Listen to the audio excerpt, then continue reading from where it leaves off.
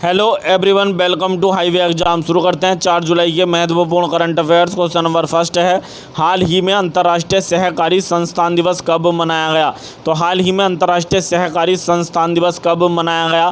तो ये बनाया गया 3 जुलाई को। आंसर ऑप्शन नंबर ए, 3 जुलाई को 2021 में अंतर्राष्ट्रीय सहकारी संस्थान दिवस 3 जुलाई को मनाया गया। प्रत्येक वर्ष यह दिवस 1 जुलाई के पहले प्रत्येक वर्ष यह दिवस जुलाई के पहले शनिवार को मनाया जाता है। ये जो अंतर्राष्ट्रीय सहकारी संस्थान दिवस है प्रत्येक वर्ष जुलाई के पहले शनिवार को मनाया जाता है और 2021 में जुलाई का पहला शनिवार 3 जुलाई को मना, तो इसलिए 2021 में अंतर्राष्ट्रीय सहकारी संस्थान दिवस 3 जुलाई को मनाया गया। और इसकी थीम जो रही 2021 में एक साथ उन्नत पुनः निर्माण करें, ये इसकी थीम रही। यानी इसकी थीम क्या रही, विषय क्या रहा? 2021 के अंतर्राष्ट्रीय सहकारी संस्थान दिवस का थीम रहा या विषय रहा एक साथ उन्नत पुनः निर्माण करें। एक साथ उन्नत पुनः निर्माण करें, इसकी थीम रही। सबसे पहली बार यह दिवस सन 1923 में इसकी शुरुआत की गई थी। इस दिवस की शुरुआत की गई थी सन 1923 में अंतर्राष्ट्रीय सहकारी संस्थान दिवस की, और ये प्रत्येक वर्ष जुलाई के प्रथम शनिवार को मनाया जाता है।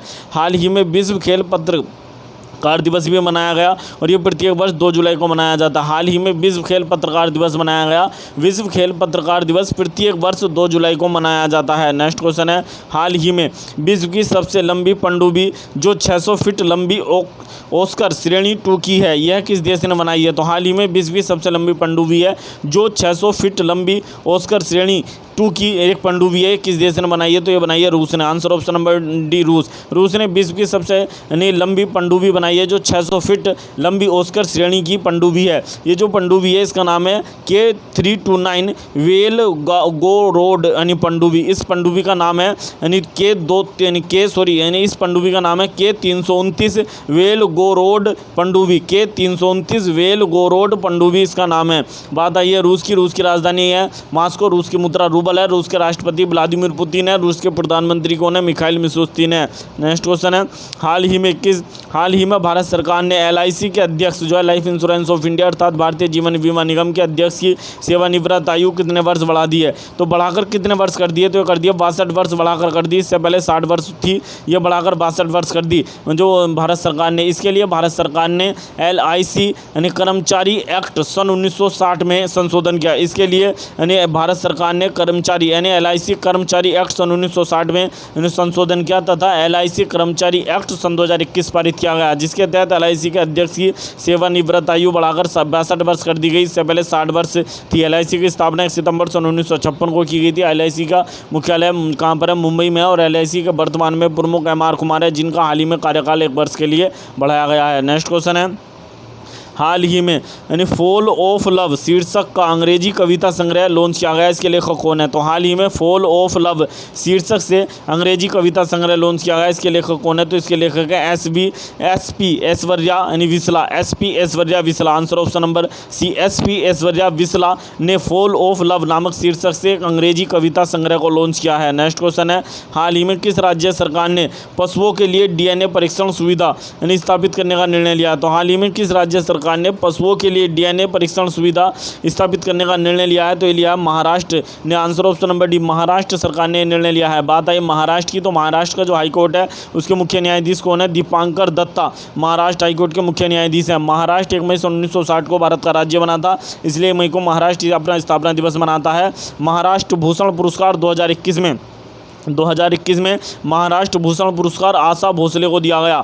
आशा भोसले जो हैं इन्हें महाराष्ट्र भूषण पुरस्कार दिया गया 2021 में। महाराष्ट्र के राज्यपाल कौन है? भगत सिंह कोश्यारी हैं और महाराष्ट्र के मुख्यमंत्री उद्धव ठाकरे हैं। नेक्स्ट क्वेश्चन है, हाल ही में गोवा सरकार ने किस गांव में एक मनोरंजन गांव बसाने का निर्णय लिया है? तो हाल ही में गोवा सरकार ने किस गाँव में एक मनोरंजन गाँव बसाने का निर्णय लिया है? तो ये लिया है आंसर ऑप्शन नंबर ए, किस में लिया है? तो ये जो गोवा बनाएगा मेंड्रम मेंड्रम होना चाहिए, गेंड्रम नहीं, मेंड्रम नामक गांव में ये जो है गोवा एक मनोरंजन गांव बसाएगा। ये थोड़ी मिस्टेक हो गई है। इसका गांव का नाम है क्या? इस गांव का नाम क्या है? तो इस गांव का नाम है मनड्रेम नामक गांव में ये जो है एक मनोरंजन गांव विकसित किया जाएगा। गोवा के मनड्रेम नामक गांव में विकसित किया जाएगा। मनड्रेम में, ये गनड्रेम नहीं होनी चाहिए, यहाँ मनड्रेम होना चाहिए। ये थोड़ी मिस्टेक हो गई टाइपिंग में। बात है गोवा की। गोवा स्थापना दिवस प्रत्येक वर्ष 19 दिसंबर को मनाया जाता है, क्योंकि गोवा 19 दिसंबर सन 1961 को पुर्तगाल से आज़ाद हुआ था। और गोवा का स्थापना दिवस 30 मई को मनाया जाता है, क्योंकि गोवा 30 मई सन 1987 को भारत का राज्य बना था, 25वां। गोवा के राजधानी क्या है? पणजी गोवा की राजधानी है, पणजी। और गोवा के राज्यपाल का अतिरिक्त प्रभार भगत सिंह कोश्यारी के पास है। गोवा के मुख्यमंत्री प्रमोद सावंत गोवा के मुख्यमंत्री हैं। गोवा भारत का पहला राज्य है जिसे हाल ही में रेबीज मुक्त घोषित किया गया। रेबीज मुक्त घोषित होने वाला भारत का पहला राज्य है गोवा। कौन है भारत का पहला राज्य? नल से जल पहुँचाने वाला सभी घरों में, पूर्णतः 100% घरों में नल से जल पहुँचाने वाला भारत का पहला राज्य भी गोवा है। नेक्स्ट क्वेश्चन है, हाल ही में विश्व ऊर्जा परिषद यानी कि हमारा के विश्व ऊर्जा नेताओं का शिखर सम्मेलन 2021 की मेजबानी किस देश ने की है? तो हाल ही में विश्व ऊर्जा परिषद के विश्व ऊर्जा नेताओं का शिखर सम्मेलन 2021 में हुआ। इसकी मेजबानी किसने की है? तो ये एस्टोनिया ने। Answer option number B, Estonia नामक जो देश है इसके द्वारा विश्व ऊर्जा नेताओं का शिखर सम्मेलन 2021 में आयोजित किया गया। बात आई है एस्टोनिया की। एस्टोनिया यूरोप का एक देश है जिसकी राजधानी है तालिन या तलिन, ये इसकी राजधानी। और मुद्रा क्या है? ये एस्टोनिया की क्रून ये मुद्रा है। बात आई है विश्व ऊर्जा परिषद की। तो विश्व ऊर्जा परिषद का मुख्यालय कहाँ पर है? लंदन में विश्व ऊर्जा परिषद का मुख्यालय है। नेक्स्ट क्वेश्चन है, हाल ही में विश्व का सबसे लंबा रेगिस्तान से होकर गुजरने वाला एक्सप्रेसवे किस देश में बना है? तो हाल ही में रेगिस्तान से यानी सबसे लंबा रेगिस्तान से होकर गुजरने वाला एक्सप्रेसवे किस देश में बना है? तो ये बना है चीन में। चीन में बना है विश्व का सबसे लंबा रेगिस्तान से गुजरने वाला एक्सप्रेसवे चीन में बना है। इस एक्सप्रेसवे की कुल लंबाई 2800 किलोमीटर है, 2800 किलोमीटर है इस एक्सप्रेसवे की टोटल लंबाई। और इसका 500 जो किलोमीटर है यानी 2800 किलोमीटर में से 500 किलोमीटर रेगिस्तान से होकर गुजरेगा। ये जो एक्सप्रेसवे है, जो विश्व का सबसे लंबा रेगिस्तान से गुजरने वाला एक्सप्रेसवे है, इसका नाम है Beijing Urumqi expressway. Beijing Urumqi expressway है जिसका 500 किलोमीटर यानी 2800 किलोमीटर में से 500 किलोमीटर रेगिस्तान से होकर गुजरेगा। बात आई है चीन की। तो चीन ने हाल ही में विश्व का हाल ही में चीन ने विश्व का दूसरा सबसे बड़ा हाइड्रो पावर यानी प्रोजेक्ट लॉन्च किया है, जिसका नाम है वहेतन यानी वहेतन नामक हाइड्रो पावर प्रोजेक्ट चीन ने लॉन्च किया। और ये विश्व का दूसरा सबसे बड़ा हाइड्रो पावर प्रोजेक्ट है। बात है चीन की। तो चीन का चांद पर मिशन है, उसका नाम है चेंग E5। ये चेंग E5 चीन का चांद पर मिशन है। क्या है? चेंग E5 चीन का चांद पर मिशन है। चीन का मंगल पर मिशन है तियानवेन प्रथम। चीन का मंगल पर मिशन है जिसके तहत चीन ने मंगल ग्रह पर यानी झ्यूरोंग नामक यानी जो झ्यूरोंग नामक रोवर यानी उतारा और झ्यूरोंग नामक रोवर उतारा। और रोवर यानी सफलतापूर्वक मंगल की सतह पर रोवर उतारने वाला चीन विश्व का दूसरा देश बना। पहला देश अमेरिका था, दूसरा चीन बना। चीन की राजधानी बीजिंग है। चीन की मुद्रा रेनमिनबी है। चीन के प्रधानमंत्री ली कीqiang है और चीन के राष्ट्रपति शी जिनपिंग है। चीन में भारतीय राजदूत विक्रम मिश्री है। तो चीन में बना है विश्व का सबसे लंबा रेगिस्तान से होकर गुजरने वाला एक्सप्रेसवे जिसका नाम है Beijing Urumqi expressway. Next question है, हाल ही में देश का पहला स्वचालित सुरंग एक्वेरियम किस रेलवे स्टेशन पर खोला गया है? तो हाल ही में देश में यानी कि देश का पहला स्वचालित सुरंग एक्वेरियम है किस रेलवे स्टेशन पर खोला गया है? तो बंगलुरु के रेलवे स्टेशन पर खोला गया। Answer option number B, Bengaluru के रेलवे स्टेशन पर खोला गया है। ये भारत का पहला स्वचालित यानी टनल यानी स्वचालित सुरंग एक्वेरियम है जिसमें 25 रुपये टिकट है प्रति एक व्यक्ति का। इसमें अंदर घूमने के लिए 25 रुपये टिकट है। और ये एक्वेरियम पार्क है अर्थात एक जलीय पार्क है जिसका डिज़ाइन बनाया गया है। और इसे एक्वेटिक किंगडम जो है नामक कंपनी ने बनाया। एक्वेटिक किंगडम नामक कंपनी ने बनाया बंगलुरु स्टेशन पर भारत का पहला स्वचालित टनल यानी एक्वेरियम है ये बनाया गया। इसमें प्रत्येक व्यक्ति जो यात्रा कर रहा है उसको जो है इसे देख सकता है। इसमें 25 रुपये प्रति व्यक्ति टिकट है। नेक्स्ट क्वेश्चन है, हाल ही में किस राज्य ने साल्ट नामक कार्यक्रम लॉन्च किया है? तो हाल ही में किस राज्य ने साल्ट नामक कार्यक्रम लॉन्च किया है? ये क्या आंध्र प्रदेश ने। Answer option number B, Andhra Pradesh सरकार द्वारा हाल ही में साल्ट नामक कार्यक्रम लॉन्च किया गया। साल्ट की फुल फॉर्म क्या है? तो साल्ट की फुल फॉर्म है supporting Andhra learning transformation. Supporting Andhra learning transformation. Supporting Andhra learning transformation ये साल्ट की फुल फॉर्म है। तो आंध्र प्रदेश सरकार द्वारा हाल ही में लॉन्च किया गया। बनाया। बात आई आंध्र प्रदेश की, तो आंध्र प्रदेश भारत का पहला राज्य है जिसकी 3 राजधानियों वाला भारत का पहला राज्य है आंध्र प्रदेश।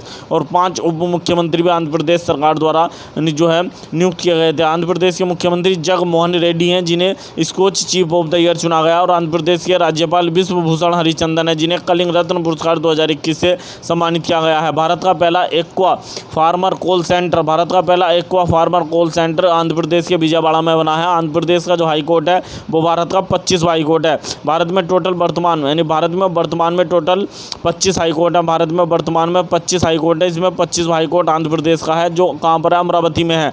आंध्र प्रदेश का जो हाई कोर्ट है वो अमरावती में है। और आंध्र प्रदेश के हाई कोर्ट के मुख्य न्यायाधीश अरूप के गोस्वामी हैं। आंध्र प्रदेश हाई कोर्ट के मुख्य न्यायाधीश अरूप के गोस्वामी है। बात आई आंध्र प्रदेश की, तो आंध्र प्रदेश ने हाल ही में क्लैप नामक स्वच्छता अभियान भी चलाया था। आंध्र प्रदेश में 3 सबसे महत्वपूर्ण नेशनल पार्क पड़ते हैं। पापीकोंडा नेशनल पार्क ये भी है यानी आंध्र प्रदेश में पड़ता है। Papikonda national park, Rameswaram national park भी जो है आंध्र प्रदेश में पड़ता है। और श्री वेंकटेश्वर नेशनल पार्क भी आंध्र प्रदेश में पड़ता है। तो 3 नेशनल पार्क आंध्र प्रदेश में पड़ते हैं, Papikonda national park, Rameswaram national park और श्री वेंकटेश्वर नेशनल पार्क। आंध्र प्रदेश भाषाई आधार पर गठित होने वाला भारत का पहला राज्य था।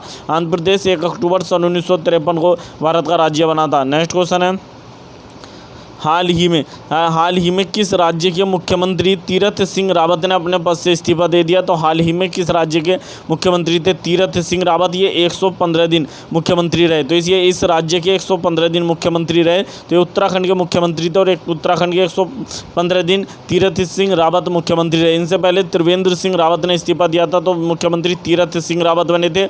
और ये 115 दिनों के बाद तीरथ सिंह रावत ने भी मुख्यमंत्री पद से इस्तीफा दे दिया। बात आई उत्तराखंड की, तो उत्तराखंड से संबंधित महत्वपूर्ण फैक्ट देख लेते हैं। उत्तराखंड भारत का 5वां राज्य था, यानी भारत का 5वां राज्य बना था उत्तराखंड, जिसकी 2 राजधानी है। 2 राजधानियों वाला भारत का 5वां राज्य बना था उत्तराखंड। उत्तराखंड की 2 राजधानी कौन कौन सी हैं? तो उत्तराखंड की एक राजधानी है शीतकालीन देहरादून। देहरादून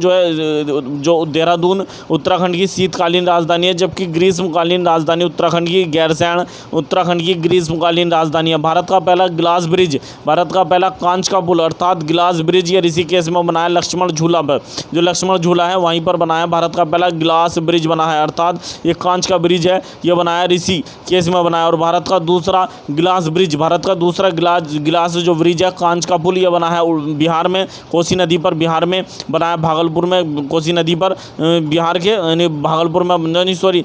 के राजगीर में बनाया भारत का दूसरा कांच ब्रिज। लेकिन भारत का पहला कांच ब्रिज उत्तराखंड के ऋषिकेश में बना था। उत्तराखंड की बात आई तो उत्तराखंड की जो राजधानी देहरादून है और गैरसैंण 2 राजधानी है। तो देहरादून में सोंग बांध बनाया जा रहा है। कौन सा बांध? सोंग बांध बन रहा है उत्तराखंड की राजधानी देहरादून में। उत्तराखंड की राजधानी देहरादून में साइंस सिटी भी बनाई जा रही है। उत्तराखंड की राजधानी देहरादून में सूर्यधर झील बनाई गई है। सूर्यधर झील भी देहरादून में बनाई गई है। हाल ही में उत्तराखंड में एक बाढ़ आई थी, चमोली में बाढ़ आई थी, उसके लिए तपोवन जल विद्युत परियोजना बुरी तरीके से तबाह हो गई थी। एनटीपीसी की जो तपोवन जल विद्युत परियोजना थी वो चमोली बाढ़ के कारण पूरी तरीके से बर्बाद हो गई थी।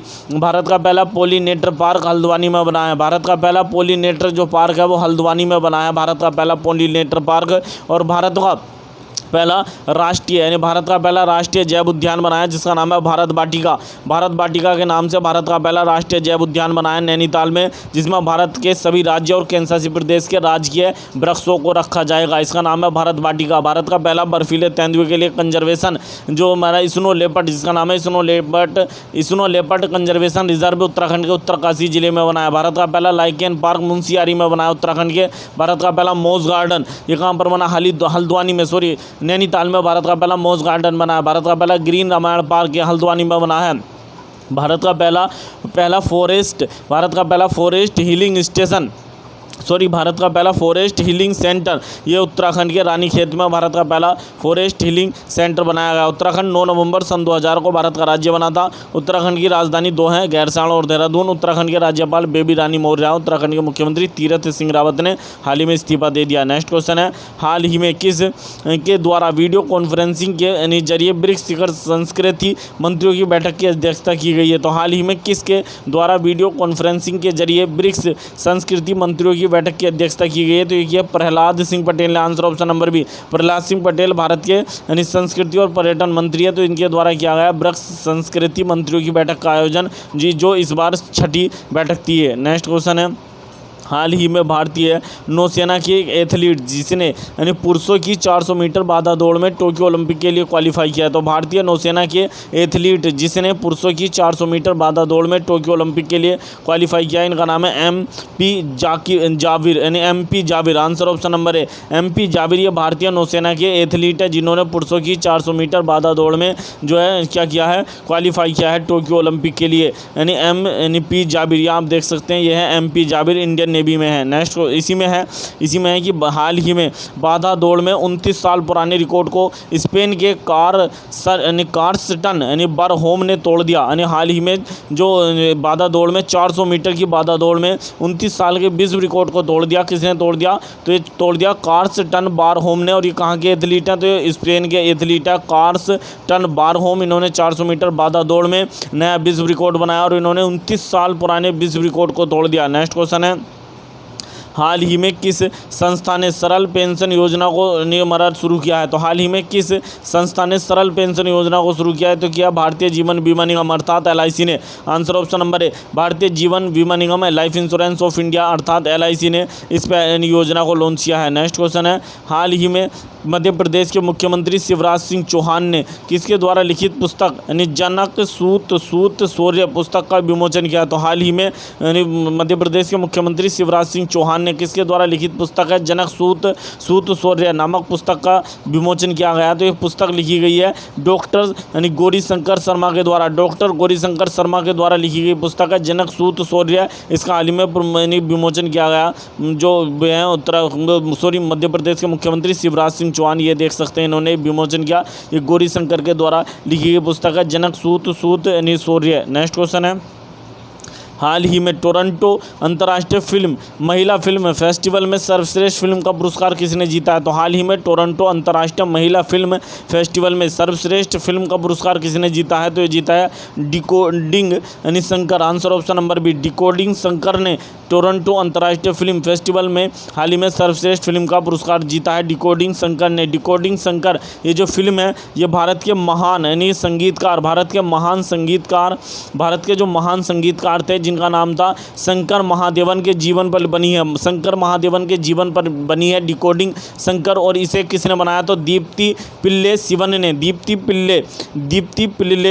ने इस यानी फिल्म को बनाया है। दीप्ति पिल्ले सिवन ने इस फिल्म को बनाया। तो इसे टोरंटो अंतर्राष्ट्रीय महिला फिल्म फेस्टिवल में सर्वश्रेष्ठ फिल्म चुना गया है। डिकोडिंग शंकर को चुना गया है। टोरंटो कनाडा का एक शहर है। नेक्स्ट क्वेश्चन है, हाल ही में भारतीय सेना में शामिल 12 शॉर्ट स्पैन ब्रिजिंग सिस्टम अर्थात SSBC-10M को किसने विकसित किया? तो हाल ही में भारतीय वायुसेना में 12 शॉर्ट स्पैन ब्रिजिंग सिस्टम अर्थात SSBC-10M को शामिल किया गया। इसे DRDO ने बनाया। आंसर ऑप्शन नंबर है यानी DRDO के द्वारा विकसित किया गया है। ये सिस्टम है क्या, जैसे किसी पर कोई रास्ता है और उसके बीच में कोई इस प्रकार से एक जो है टनल आ जाती है, कोई इस प्रकार से दर्रा आ जाता है, दर्रा या कोई टूटा फूटा स्थान आ जाता है, तो इस के माध्यम से एक जो है पुल, हाथों हाथ एक पुल बनाया जा सकेगा और भारतीय जो सेना है इस पर जो आसानी से आवागमन कर सके। ये जो सिस्टम है SSBC-10M सिस्टम, ये क्या कार्य करेगा? तो सैनिकों की आवाजाही में तेजी लाने के लिए ये 4 मीटर चौड़ी पूर्ण सड़क प्रदान करेगा। 4 मीटर चौड़ी पूर्ण सड़क बना दिया। जैसे किसी प्रकार में एक इधर से यानी वो छोटी सी यानी पहाड़ है, एक इधर पहाड़ है, तो बीच में ये प्राकृतिक रूप से वो जो आर्टिफिशियल रूप से एक पुल सा बना दिया, 4 मीटर चौड़ी सड़क बना दिया, जिसके माध्यम से भारतीय सैनिक आसानी से आवाजाही कर सकेंगे। तो इसे DRDO ने बनाया है इस सिस्टम को। DRDO की स्थापना 1 जनवरी 1958 में की गई थी। DRDO के वर्तमान में प्रमुख G सतीश रेड्डी हैं। हाल ही में DRDO संबंधित फैक्ट देख लेते हैं। हाल ही में DRDO ने 3 यानी महत्वपूर्ण यानी परीक्षण किया है। तो हाल ही में DRDO ने पिनाक नामक यानी भारत का रॉकेट, स्वदेशी रॉकेट है, इसका सफल परीक्षण किया है पिनाक का। और भारत की सबसोनिक क्रूज मिसाइल बनाई है निर्भय जो भारत की सबसोनिक क्रूज मिसाइल है, इसका भी हाल ही में परीक्षण किया गया। निर्भय की जो मारक क्षमता है वो 800 किलोमीटर है। तो हाँ, और DRDO ने हाल ही में अग्नि प्राइम नामक यानी कि अग्नि श्रेणी की एक नई मिसाइल का सफल परीक्षण किया है, जो सरफेस टू सरफेस मिसाइल है और उसकी मारक क्षमता 2000 किलोमीटर है। नेक्स्ट क्वेश्चन है, हाल ही में किस संगठन को राष्ट्रीय खेल महासंघ ने सरकारी मान्यता दी है? तो हाल ही में किस संगठन को राष्ट्रीय खेल जो महासंघ है इसने सरकारी मान्यता दी है? तो ये दिया आंसर ऑप्शन नंबर है वीको इंडिया किक बॉक्सिंग फेडरेशन को, answer option number A Vicco India kick boxing federation को सरकारी मान्यता दे दी गई है। तो यह है वीको इंडिया यानी किक बॉक्सिंग यानी फेडरेशन, ये इसका लोगो है, इसका मान्यता दे दी गई है। नेक्स्ट क्वेश्चन है, हाल ही में किस केंद्रशासित प्रदेश ने मानसिक स्वास्थ्य के लिए सुकून नामक हेल्पलाइन लॉन्च किया? तो हाल ही में किस केंद्रशासित प्रदेश ने मानसिक स्वास्थ्य के लिए 24 घंटे सातों सप्ताह के 24 घंटे हेल्पलाइन यानी चालू रहेगी, यानी हफ्ते के 7 दिन और 24 घंटे ये जो सुकून नामक हेल्पलाइन यानी चालू रहेगी, ये लॉन्च किया जम्मू और कश्मीर, जो जम्मू और कश्मीर केंद्रशासित प्रदेश है, इसको लॉन्च किया गया। जम्मू और कश्मीर केंद्रशासित प्रदेश के मुख्य सचिव अरुण कुमार मेहता ने सुकून नामक हेल्पलाइन का हाल ही में उद्घाटन किया है। और हाल ही में जम्मू कश्मीर में हौसला नामक कार्यक्रम भी चलाया गया था। जम्मू कश्मीर 31 अक्टूबर सन 2019 को केंद्रशासित प्रदेश बना था। जम्मू कश्मीर के उपराज्यपाल वर्तमान में मनोज सिन्हा हैं। नेक्स्ट क्वेश्चन है, हाल ही में एम प्रसन्नन का निधन हो गया, उनका संबंध किस क्षेत्र से था? तो हाल ही में एम प्रसन्नन का निधन हो गया, तो भारत के महान फुटबॉलर थे, answer option number B Bharat के महान फुटबॉलर थे। 1970 के दशक में ये फुटबॉल खेलते थे। एम प्रसन्नन, इनका हाल ही में निधन हो गया, देख सकते हैं एम प्रसन्नन भारत के महान फुटबॉलर थे। नेक्स्ट क्वेश्चन है, हाल ही में फिल्म निर्माता राज कौशल का भी निधन हो गया। हाल ही में फिल्म निर्माता, बहुत महत्वपूर्ण फिल्म निर्माता थे राज कौशल, इनका भी निधन हो गया। नेक्स्ट क्वेश्चन है, हाल ही में किस बैंक ने देश भर के डॉक्टरों को श्रद्धांजलि देने के लिए सलाम दिल से नामक पहल को लॉन्च किया? तो हाल ही में किस बैंक ने देश भर के डॉक्टरों को श्रद्धांजलि देने के लिए सलाम दिल से नामक एक पहल को लॉन्च किया? तो ये लॉन्च किया HDFC बैंक ने, answer option number C HDFC bank ने इस पहल को लॉन्च किया। बात है HDFC बैंक की। HDFC बैंक की स्थापना सन 1994 में की गई थी। HDFC बैंक का मुख्यालय मुंबई में है। HDFC बैंक के वर्तमान में मुख्य कार्यकारी अधिकारी अर्थात CEO Shashidhar Jagdishan HDFC bank के CEO हैं। कौन है? शशिधर जगदीशन। HDFC बैंक का टैगलाइन क्या है? We understand your world in needed, we understand your world in needed. हाल ही में ICICI बैंक ने भी जो डॉक्टर हैं उनके लिए डॉक्टर्स सैल्यूट नामक प्रोग्राम लॉन्च किया था। डॉक्टर सैल्यूट नामक प्रोग्राम ये ICICI बैंक ने हाल ही में लॉन्च किया था, जबकि HDFC बैंक ने सलाम दिल से नामक पहल को लॉन्च किया है। नेक्स्ट क्वेश्चन है, हाल ही में आंगनवाड़ी बच्चों को यूनिफॉर्म देने वाला भारत का पहला राज्य कौन सा बनाया? तो हाल ही में आंगनवाड़ी बच्चों को यूनिफॉर्म देने वाला भारत का पहला राज्य बनाया Gujarat, answer option number B Gujarat ऐसा करने वाला भारत का पहला राज्य बनाया। बात है गुजरात की, तो गुजरात की राजधानी गांधीनगर है। गुजरात के राज्यपाल आचार्य देवव्रत हैं गुजरात के राज्यपाल, और गुजरात के मुख्यमंत्री विजय रूपाणी हैं। गुजरात 1 मई सन 1960 को भारत का राज्य बनाता है, इसलिए 1 मई को गुजरात अपना स्थापना दिवस मनाता है। यदि आपको हमारी वीडियो पसंद आई हो तो प्लीज़ वीडियो को अधिक से अधिक शेयर करें, अधिक से अधिक लाइक करें, चैनल को सब्सक्राइब करना ना भूलें। मिलते हैं नेक्स्ट वीडियो में। Thank you.